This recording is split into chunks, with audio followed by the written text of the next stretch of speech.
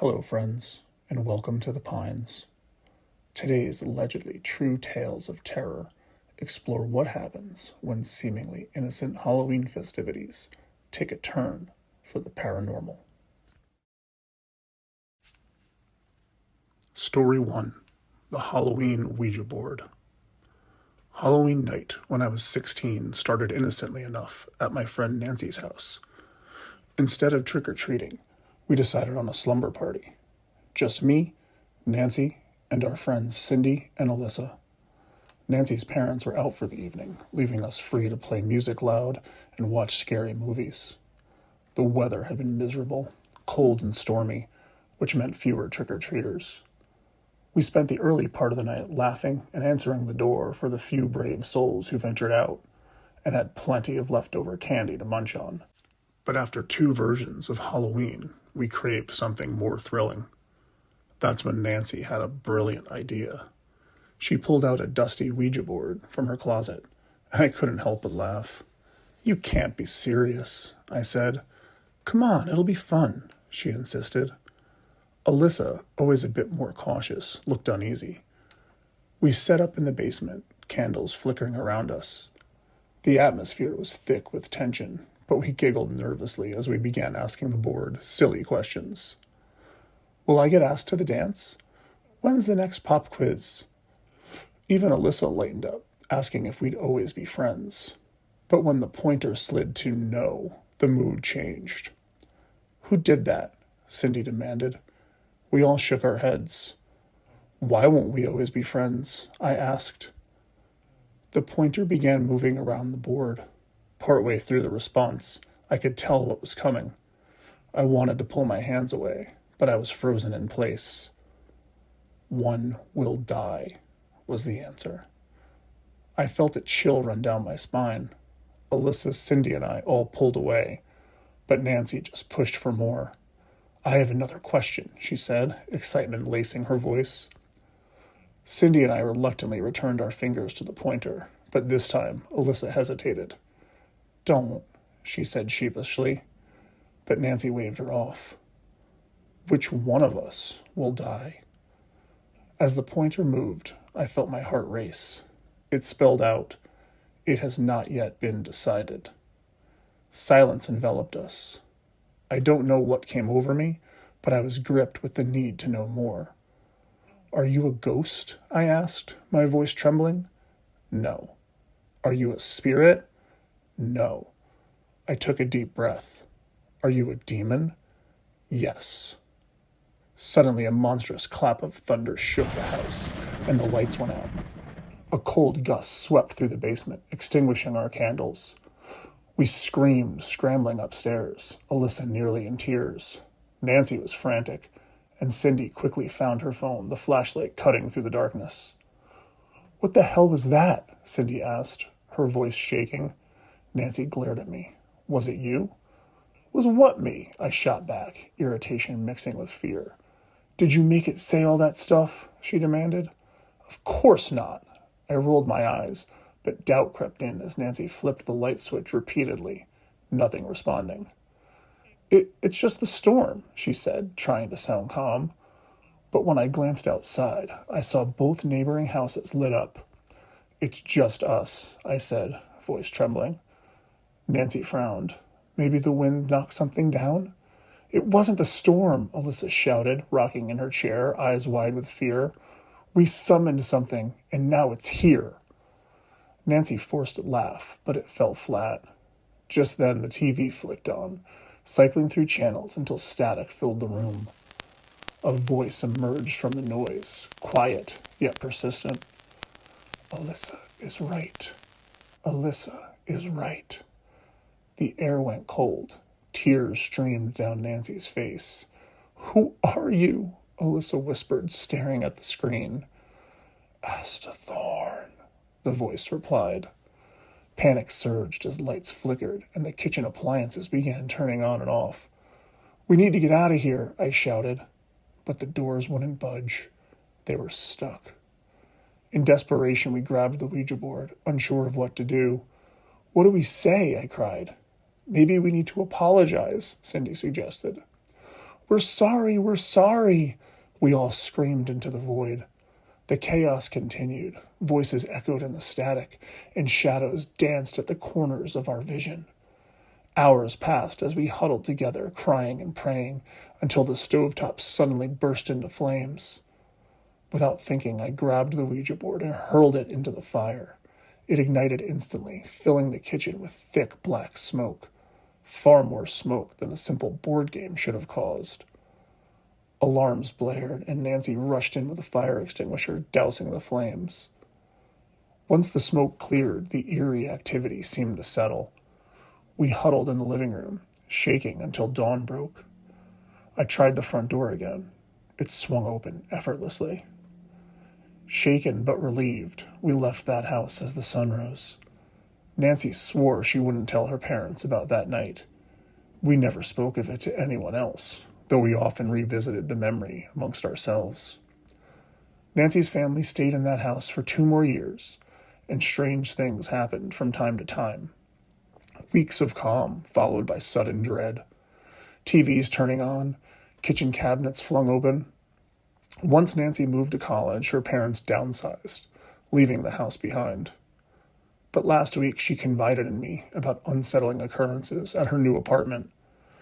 "Do you think Gastathorne is following me?" she asked, eyes wide with fear. I didn't have an answer, but part of me feared she was right. We had awakened something that Halloween, and I wondered if it would ever let her go. Story 2. The Haunting of Holloway Hall. It was the fall of my junior year at a small college nestled in the heart of the Midwest. Halloween was just around the corner, and the excitement on campus was palpable. Parties were being planned, but none compared to the legendary Halloween bash hosted by the Alpha Omega fraternity at their historic house, Holloway Hall. Rumor had it that the place was haunted, and that only added to its allure. I had heard whispers about the exclusive nature of this party.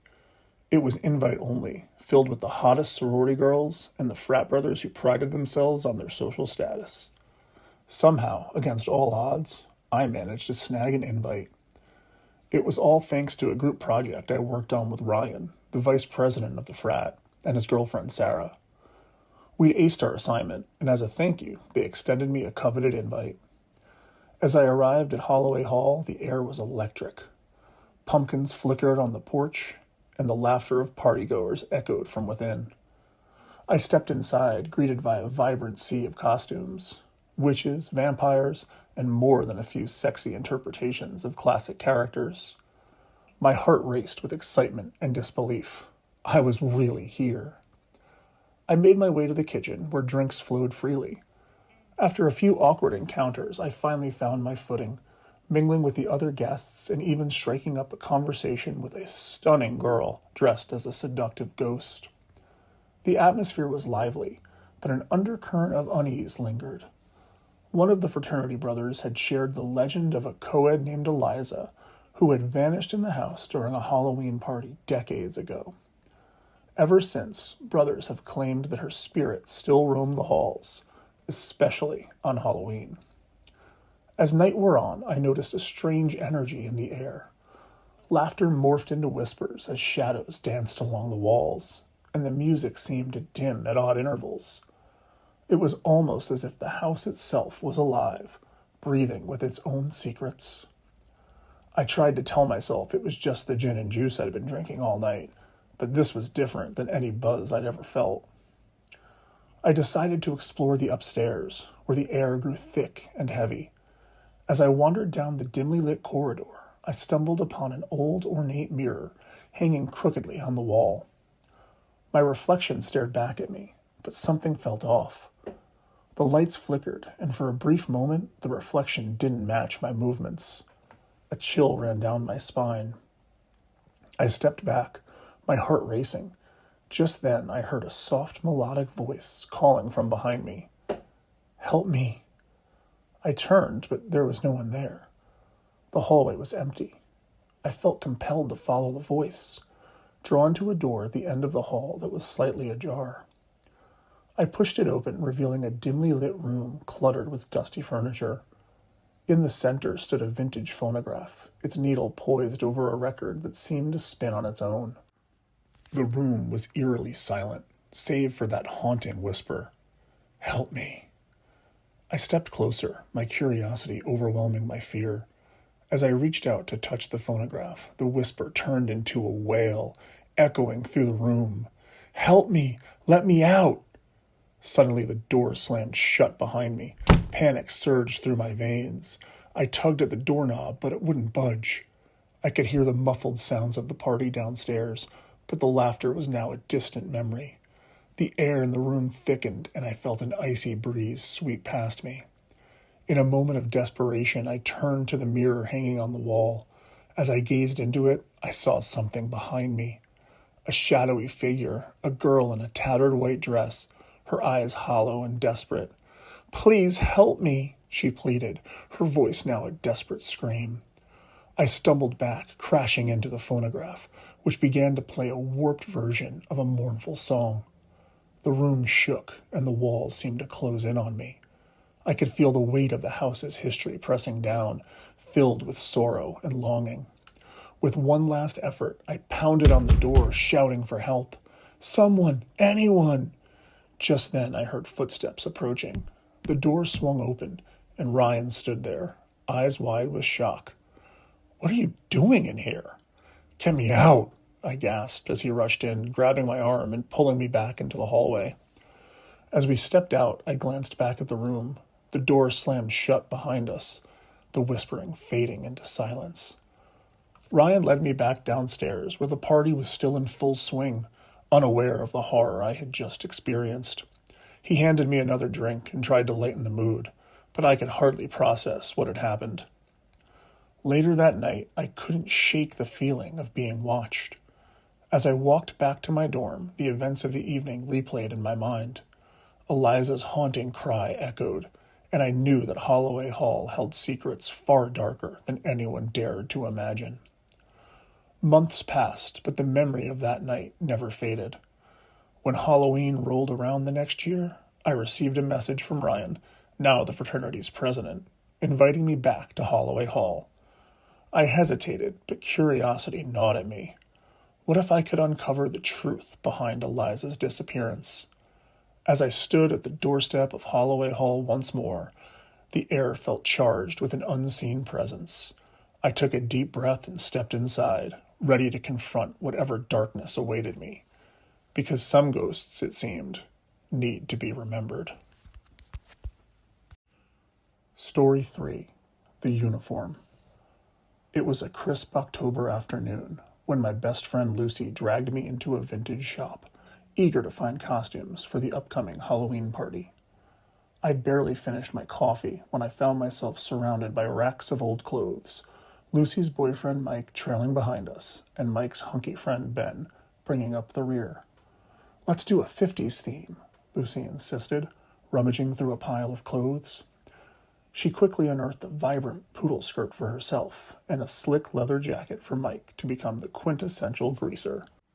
As they gushed over their finds, I wandered half-heartedly, searching for something that felt right. That's when I stumbled upon it.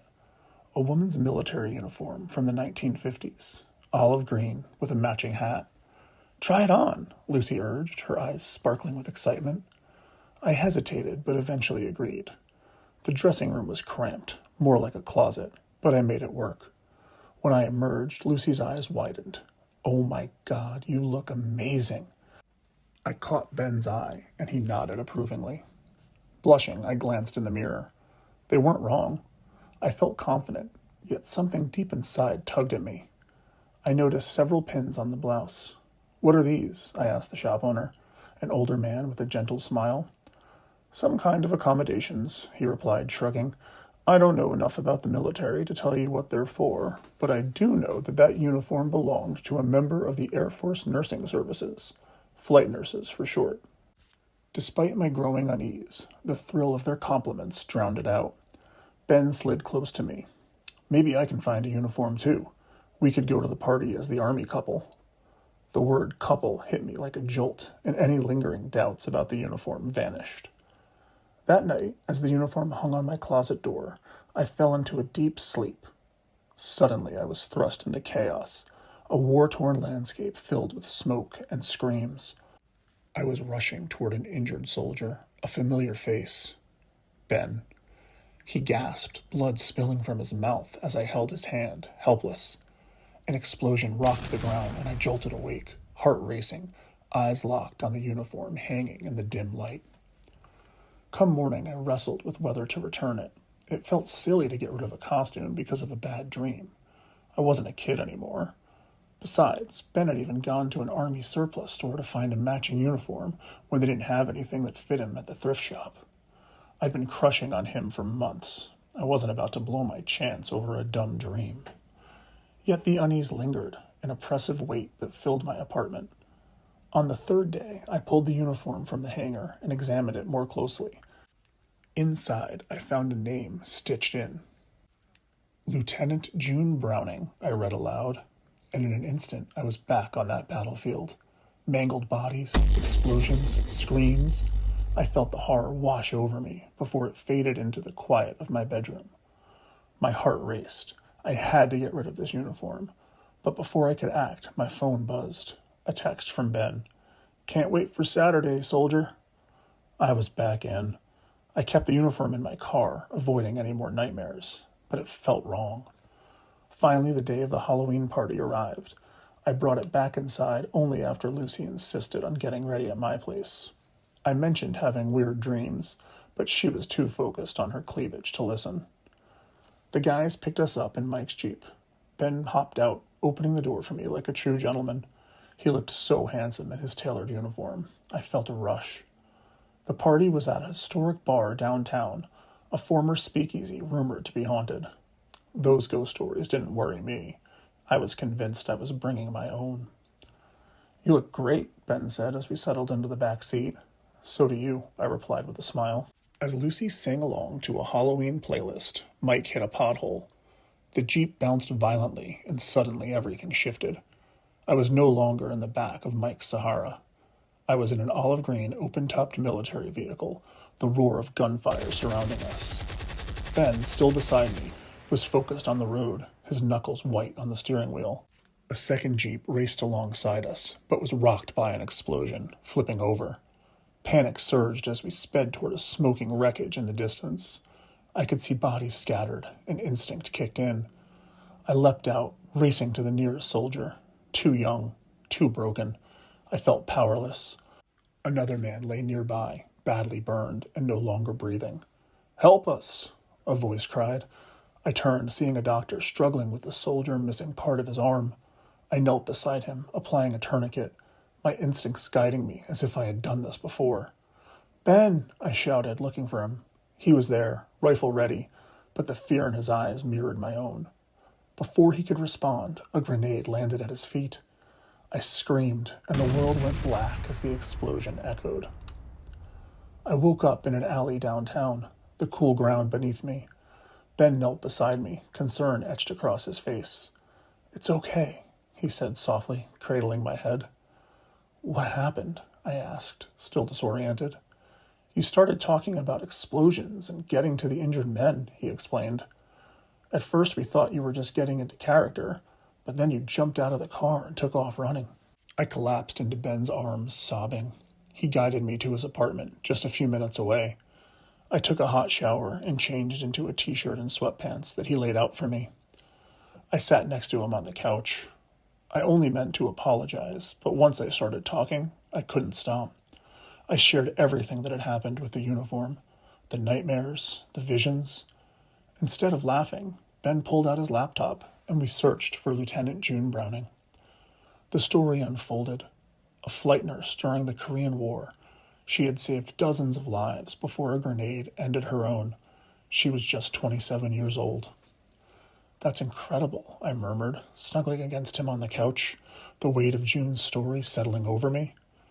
The next day, we took the uniform to the local VFW. They thanked us, promising to keep us updated. A few weeks later, I received a call from the Korean War National Museum. They were authenticating June's uniform and planned to honor her legacy. From that day on, I never experienced those visions again, but my curiosity had been piqued. I dove into learning about the Korean War, and it's become something of an obsession. I'm now planning a trip to South Korea, and yes, Ben is coming with me. It seemed I had found my own piece of history, woven into the fabric of a woman who had given so much. And maybe, just maybe, I'd found someone to explore it with. Thanks for listening. If you've enjoyed these true paranormal experiences, please like and subscribe. We'll see you next time from the Pines.